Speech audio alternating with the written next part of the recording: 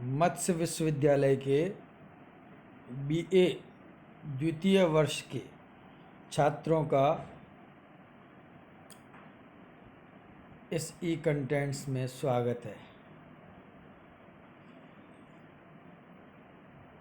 आज हम बीए द्वितीय वर्ष के संस्कृत साहित्य के प्रथम प्रश्न पत्र की महत्वपूर्ण पुस्तक वैदिक सुक्तावली के वरुण सूक्त के मंत्र संख्या 15 से 18 तक का अध्ययन करेंगे। सभी छात्र सावधानी से इस व्याख्यान को सुनें और अंत में दिए गए प्रश्नों का उत्तर अवश्य लिखें। 15वां मंत्र इस प्रकार है। उत यो मानुषेष्वा यशश्चक्रे असाम्या अस्माकमुदरेष्वा। पुनः एक बार और मंत्र इस तरह से है। उत यो मानुषेष्वा यशश्चक्रे असाम्या अस्माकमुदरेष्वा।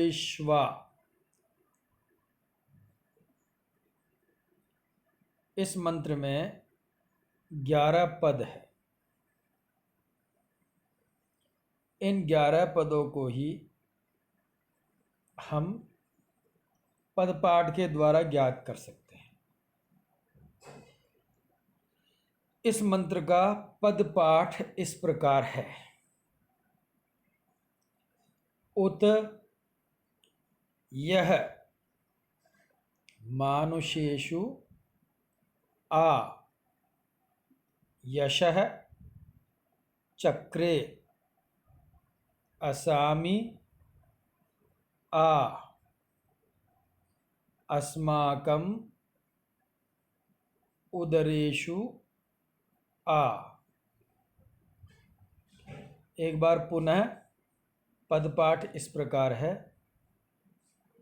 उत यह मानुषेषु आ यशः चक्रे असामि आ अस्माकं उदरेषु आ। इन सभी पदों पर मैंने संख्यांकन किया है। छात्र संख्यांकन के आधार पर अन्वय का अभ्यास कर सकते हैं।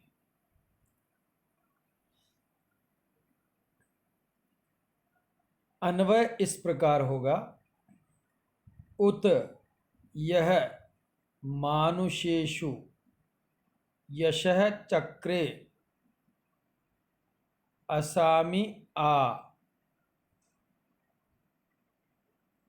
अस्माकं उदरेषु आ। एक बार पुनः अन्वय इस प्रकार है। उत यह मानुषेषु यशः आचक्रे असामि आ अस्माकं उदरेषु आ।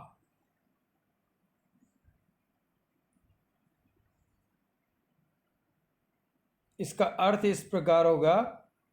उत और यह यानी जिस वरुण देव ने मानुषेषु मनुष्यों में यशः अन्न को आ सभी ओर से असामी संपूर्ण रूप में आ चक्रे बनाया है।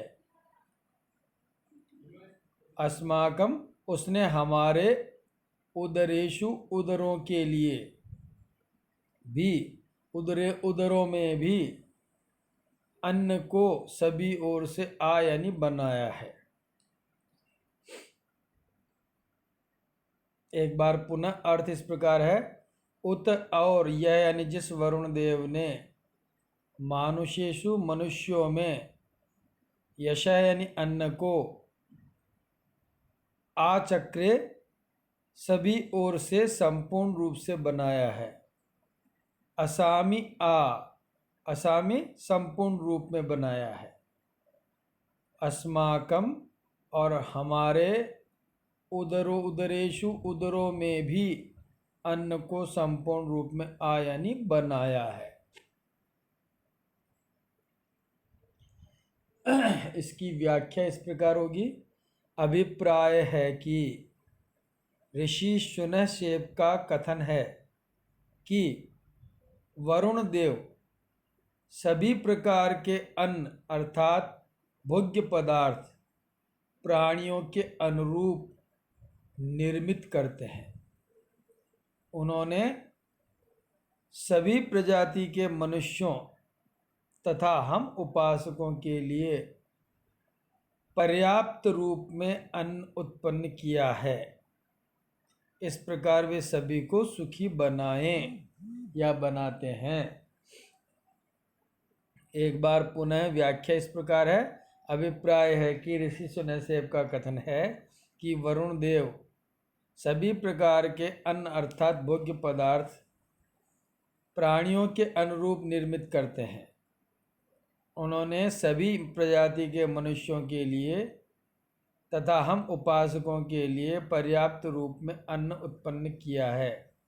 वे इस प्रकार सभी को सुखी बनावें या सभी को सुखी बनाते हैं, अर्थात वह अपने उपासकों को और सभी प्रकार के प्राणियों के लिए विभिन्न प्रकार के अन्नों की उत्पत्ति करते हैं, भोग्य पदार्थों की उत्पत्ति करते हैं ताकि उनका जीवन क्रम यथावत चल सके।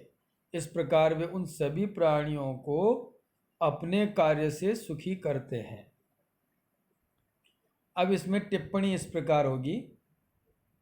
उत, यह समुच्चयार्थक निपात, समुच्चय का मतलब है समूह, और इसका अर्थ है और, तो और से जो है एक और की प्रतीति होती है, इसलिए समुच्चयार्थक निपात है।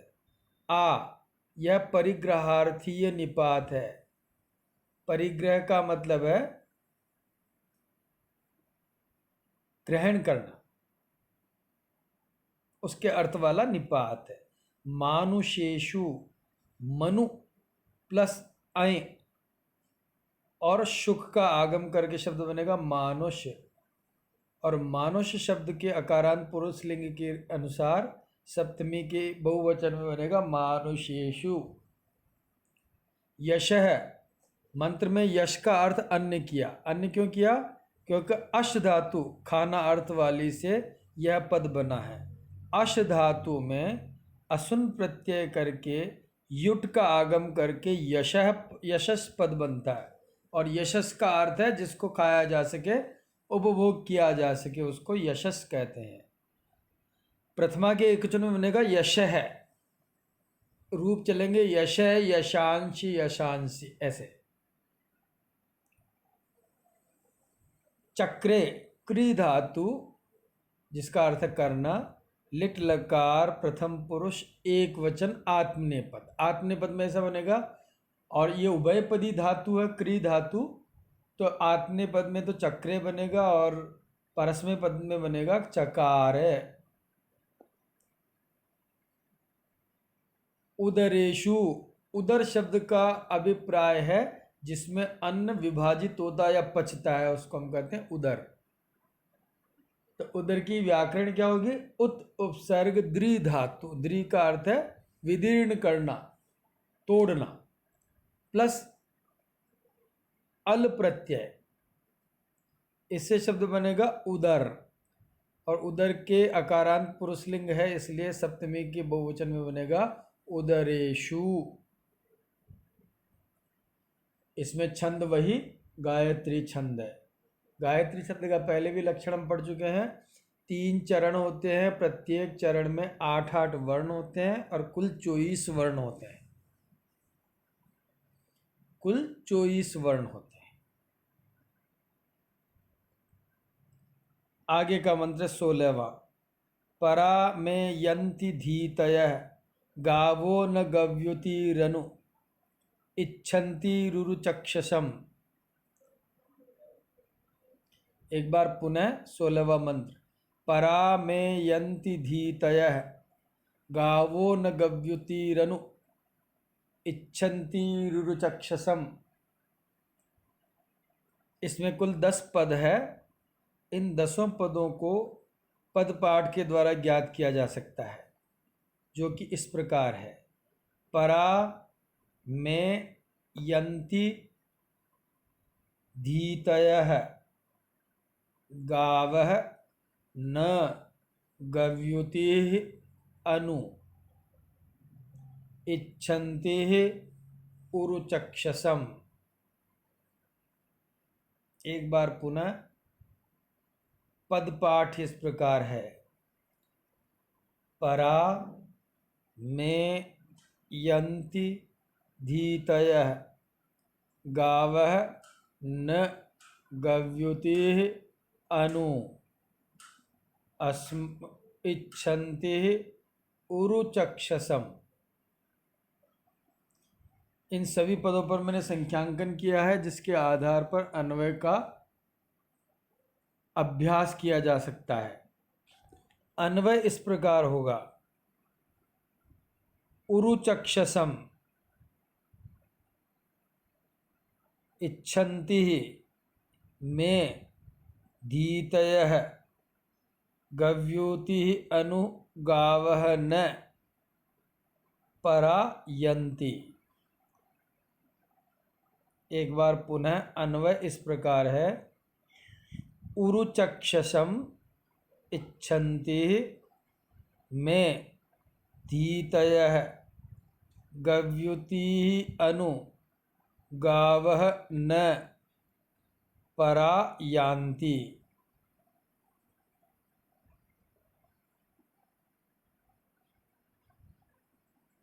इसका अर्थ या व्याख्या इस प्रकार होगी कि उरुचक्षसम, उरु यानी सभी के द्वारा, चक्षसम यानी देखने योग्य, सभी के द्वारा देखने योग्य वरुण देव की इच्छन्ति यानी इच्छा करती हुई, कामना करती हुई मैं मेरी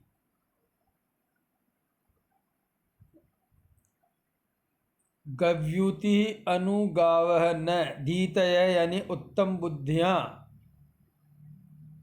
में मेरी धीतय यानी उत्तम बुद्धियाँ यानी स्तुति रूप बुद्धियाँ, गावह गव्युति अनु न जिस प्रकार सायंकाल में गायें गौशाला के पास आती है, उसी प्रकार मेरी उत्तम बुद्धियाँ, उत्तम स्तुति रूप बुद्धियाँ परायंती वरुण देव के पास पहुँचती है।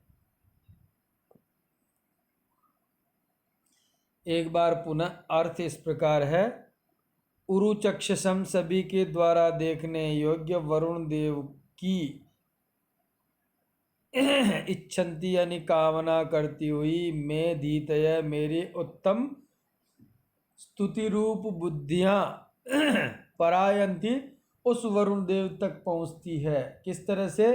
गावह सायंकाल में गायें, गव्युति अनु न जिस तरह से गौशाला के समीप में पहुँचती है, बाड़े की ओर पहुँचती। सायंकाल में जंगल में चर करके गायें जिस प्रकार बाड़े की ओर दौड़ती है, उसी प्रकार मेरी स्तुतियाँ वरुण देव तक पहुँच जाती है। इसकी व्याख्या इस प्रकार होगी।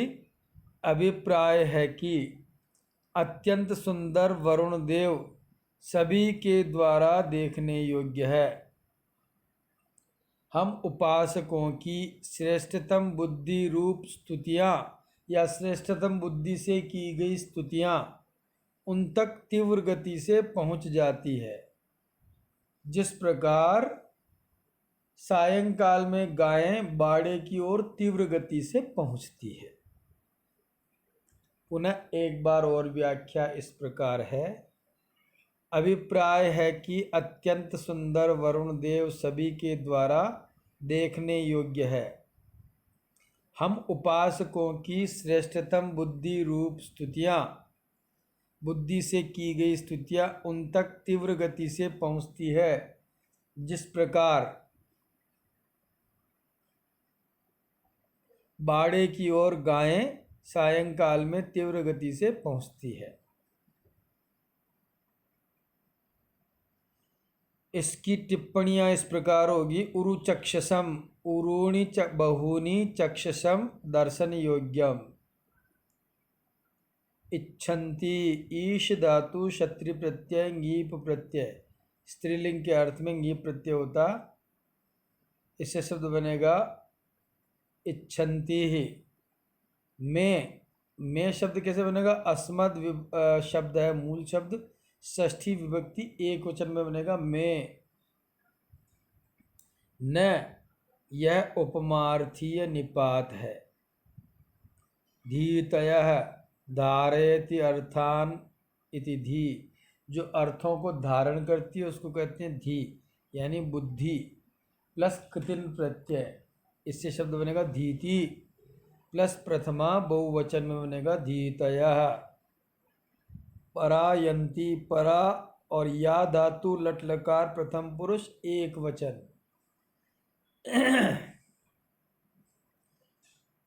17वां श्लोक मंत्र इस प्रकार है। सम नु वोचावहे पुनर्यतो में मध्वाभृतम होतेव क्षदसे प्रियम। एक बार पुनः मंत्र इस प्रकार है। सम नु वोचावहे पुनर्यतो में मध्वाभृतम होतेव क्षदसे प्रियम। इस मंत्र में कुल 12 पद है और उन 12 पदों को पदपाठ के द्वारा ज्ञात किया जा सकता है, जो कि पदपाठ इस प्रकार है। सम नु वोचावहै पुनः यतः में मधु आभृतम होता इव क्षदसे प्रियम। एक बार पुनः। सम नु वोचावहै पुनः यतः में मधु आभृतम होता इव क्षदसे प्रियम। इन सभी पर मैंने संख्या का अंकन किया है। उस संख्या के क्रम के अनुसार पदों को जोड़ने से अन्वय बन सकता है। यदि अन्वय के जानने की कामना हो तो संख्यांकन के आधार पर बनाया जा सकता है। अन्वय इस प्रकार है। यतः में मधु आभृतम होता इव प्रियम क्षदसे नु संवोचावहै। एक बार पुनः।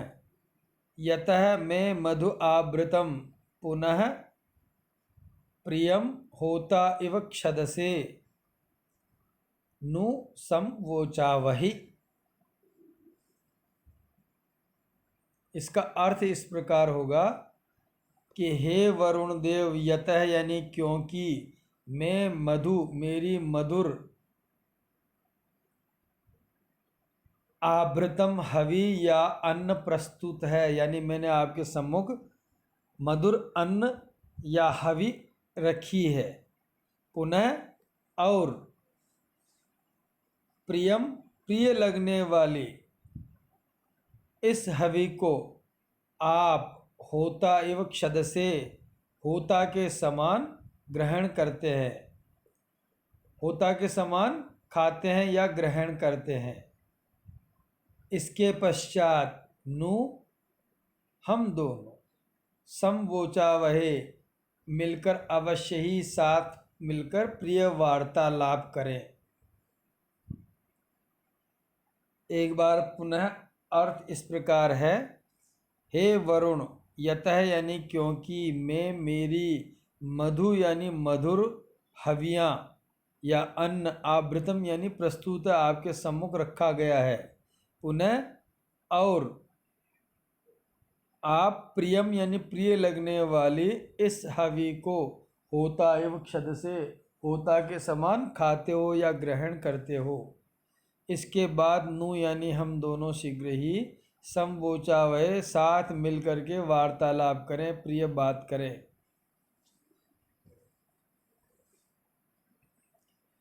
इसकी व्याख्या इस प्रकार होगी।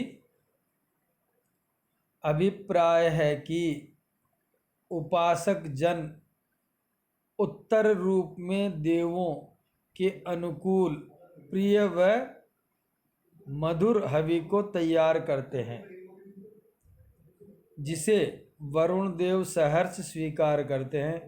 इसके पश्चात वरुण देव और उपासक परस्पर प्रिय वार्ता करते हैं।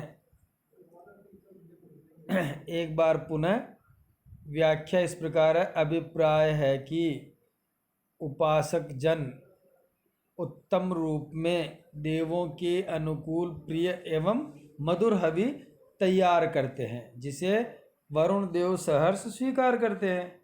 इसके पश्चात वरुण देव और उपासक परस्पर प्रिय वार्ता करते हैं।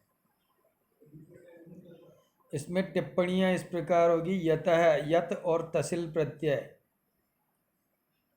आवृतम आ उपसर्ग भ्री धातु कृत प्रत्यय, प्रियम में प्री धातु प्रसन्न होना प्लस क प्रत्यय, इव यह उपमार्थीय निपात है। उपमा के अर्थ वाला। इव का अर्थ है जैसे।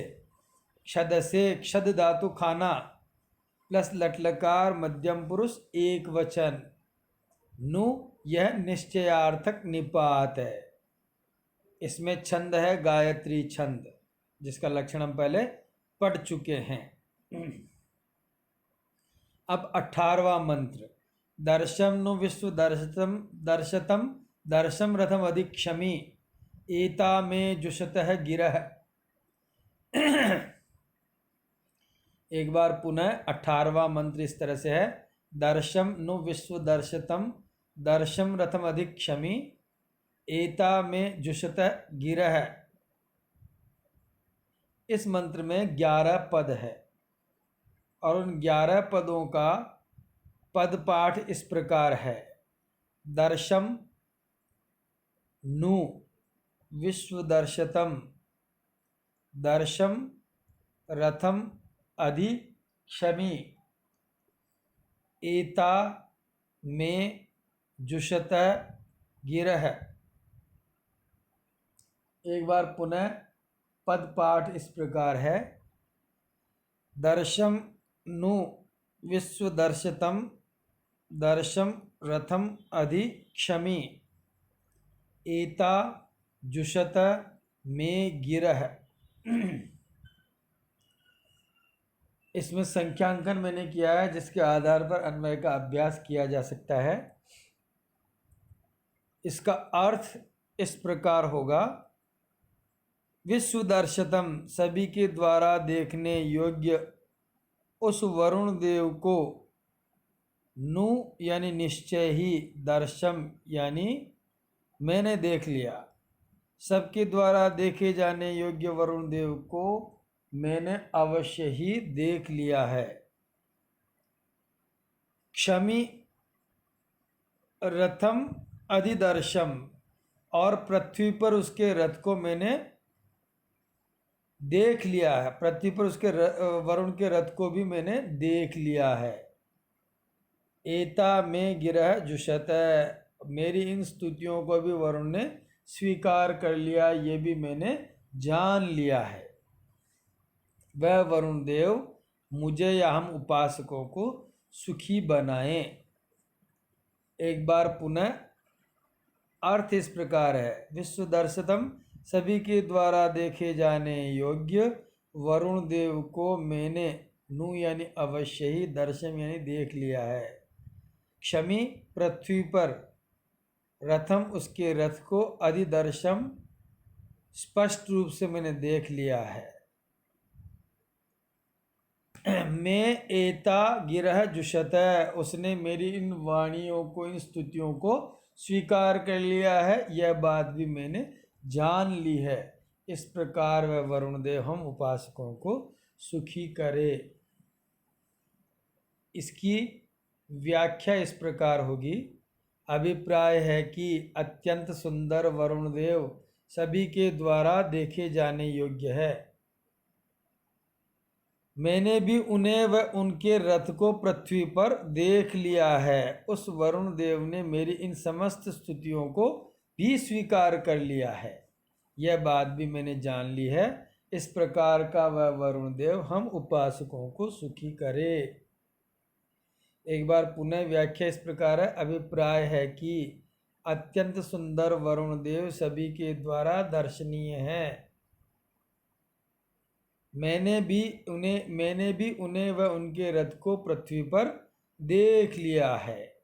उस वरुण देव ने मेरी इन समस्त स्तुतियों को स्वीकार कर लिया है, जिससे कि वह मुझे सुखी बनावे। इसमें टिप्पणियां इस प्रकार होगी। विश्वदर्शतम, विश्वदन दृश्य धातु प्लस अतच प्रत्यय, इससे शब्द बनेगा विश्वदर्शत प्लस द्वितीया का एक वचन। नु, यह निश्चयार्थीय निपात है। दर्शम दृश्य धातु लुंग लकार उत्तम पुरुष एक वचन। एताह, एतत् शब्द है प्लस द्वितीया बहुवचन। गिरह, गृह धातु अच प्रत्यय, इससे गिर शब्द बनेगा प्रथमा का बहुवचन में बनेगा गिरह। जुषत, जुष धातु सेवन करना प्लस लंग लकार प्रथम पुरुष एक वचन।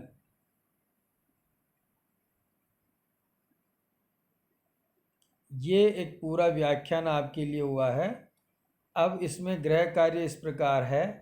नंबर 1 प्रश्न, वरुण देव ने अन्न किसके लिए बनाया है? दूसरा प्रश्न, उपासक की स्तुतियां किस ओर जाती है? तीसरा प्रश्न है, वरुण देव के रथ को किसने देखा? नंबर 4, निम्न पदों की व्याकरण लिखिए।